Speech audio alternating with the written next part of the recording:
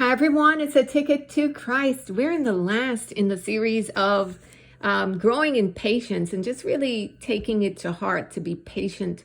And I think the biggest challenge for in dealing with being patient is when you're going through affliction. And we've touched on that throughout the series, but there are different types. There are different levels of it. There are different scenarios. There's some scenarios whereby they're so egregious because of the consequences of them: slander, damage to reputation. And in some things, especially if somebody's being accused of assault or molestation and they didn't do it, and they don't have, it's their word against the other person, that is especially hard to have to wait for the Lord to vindicate your name, right? Or I heard about a preacher who was wrongly accused, slandered, ended up in jail, for I think 11 months until finally he was released, but they deported him. And just the consequences of people lying against him and slandering him because of the gospel. And the Lord, of course, says that those who go through that because of the gospel, that there is a great reward for them. So that preacher has that in store for him if he continues with the Lord. But it's still challenging to wade through. I don't know if you've ever been accused or lied on. I know I have. Someone accused me of doing something I did not do, and 40 years ago, and I did not do that 100%. But it's like that person who was mentally ill, their word against mine. And how could you prove it? There's no way but saying, no, that is not something I did. That's not something I would do. And if I did do that, I would have said, oh, well, I was in a bad place, or, come clean as a Christian, as a disciple of Jesus. And so with that type of scenario, you have to really leave it in the hands of the Lord. Speak up, say, yes, no, I did not do that. That is not what happened. That never took place. But ultimately, that person, the damage is done and they've slurred your name, and you just have to wait for the Lord to vindicate. And God is able to vindicate. He's able to bring light and clarity to every situation. He's able to give back to you what the enemy tries to steal. And in Genesis 39, we have a scenario here. Starting in verse 7, it says, "And it came to pass after these things that his master's wife cast her eyes upon Joseph, and she said, Lie with me. But he refused and said unto his master's wife, Behold, my master wotteth not what is with me in the house, and he hath committed all that he hath to my hand.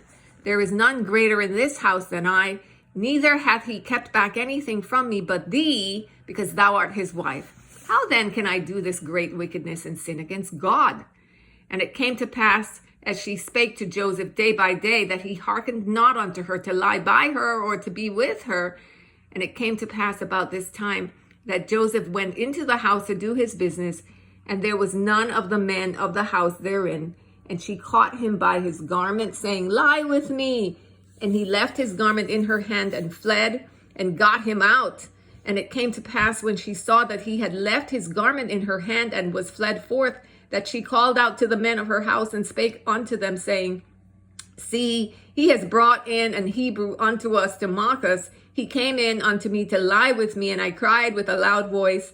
And it came to pass, when he heard that I lifted up my voice and cried, that he left his garment with me and fled and got him out. And she laid up his garment by her until his Lord came home. And she spake unto him according to these words, saying, The Hebrew servant which thou hast brought unto us came in unto me to mock me. And it came to pass, as I lifted up my voice and cried, that he left his garment with me and fled out. And it came to pass, when the master heard the words of his wife, which she spake unto him, saying, After this manner did thy servant to me, that his wrath was kindled. And Joseph's master took him and put him into the prison, a place where the king's prisoners were bound, and he was there in the prison. But the Lord was with Joseph, and showed him mercy, and gave him favor in the sight of the keeper of the prison." Okay, and the prisons that they have in those days were not some of the prisons they have here in the United States even. those are like dungeons. Those are awful places. So, reading this story, of course, anybody reading this story, you just filled with such anger about this woman, that here you have a man, a righteous man. Joseph was so excellent at what he did. Potiphar put him in charge of his whole household. And he was probably a handsome man, because this woman obviously she had an adulterous eye, kept coming after him. And then lied because he resisted her advances, and just really caused great damage to him. Imagine, I always wondered what happened to that woman, if she ever got her just desserts. But I am sure that nothing good came from her life because of what she did to this man. And he ended up being like the head of Egypt even. So imagine, she had to, obviously come clean at some point, probably with her husband. And I'm thinking, if her husband was so sure she was innocent, why didn't he have him killed? Why did he have him jailed? So I think that, this is just my speculation, Potiphar knew that this woman, what she was about. I'm sure he heard some rumors about her. I'm sure Joseph was not the first person she tried that with, but he was probably the first that had integrity and resisted her.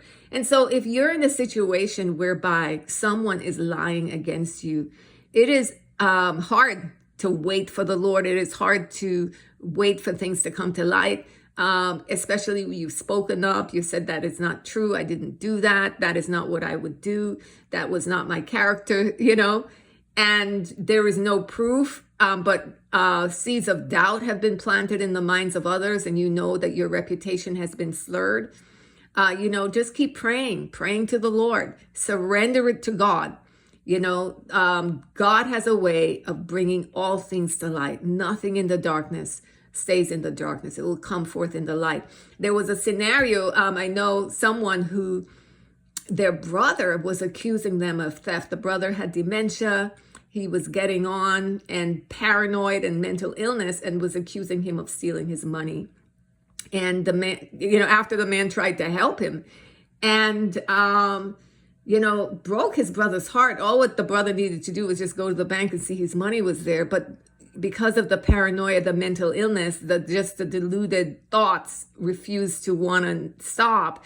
And then people who are in these types of mental illnesses, they want to believe that lie because they become the victim, and that victim narrative is serving them somehow.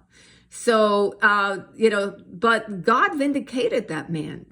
His brother did not come to a good end. And, things come to light, which vindicated him very clearly that he didn't do anything to that brother. And so God has a way of vindicating his children from attacks of the wicked. So that's the first thing to bear in mind. The second thing is to just really, you have to trust God with your reputation. A lot of times it's the enemy coming against your reputation because you're doing damage to his kingdom. So he doesn't want the relationships to thrive. He doesn't want peace. He doesn't want family to be close. He doesn't want relationships to be built.